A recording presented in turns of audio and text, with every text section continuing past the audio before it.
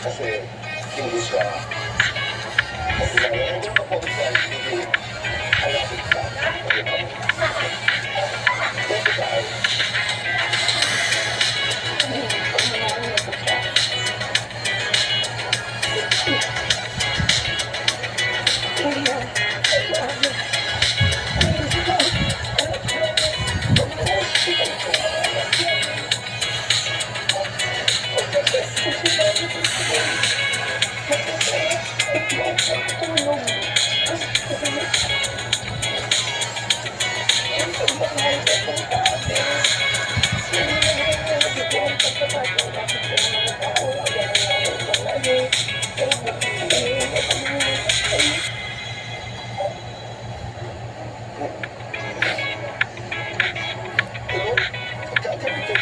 your last conversation with Mike. Alam ko po, Tito Boy, sinabi ko po, nag-aalala kami sa kanya.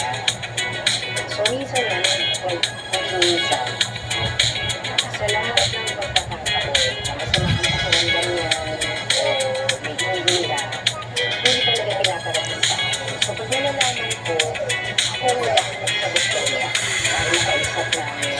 Tapos, I call for a family meeting, I call my siblings, ito ang sitwasyon, ito si Mami, ito ang nangyayari ngayon. Kasi si Mami lang po talaga, hindi siya talaga nagsasabi sa akin.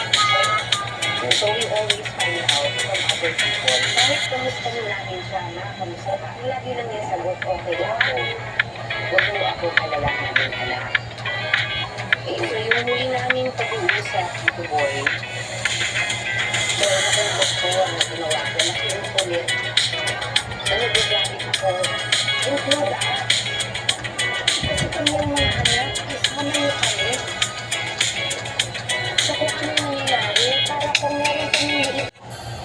So si Mami, hinapos ako. Sabi niya ulit, anak, okay ako. Sabi niya, sinabi sa akin ng doktora, may siyang makausap. Gusto niya mag-ulam sa akin, anak, kaya ko. Kaya sabi niya, basta yung mga apo ko, proud na ako sa kanila.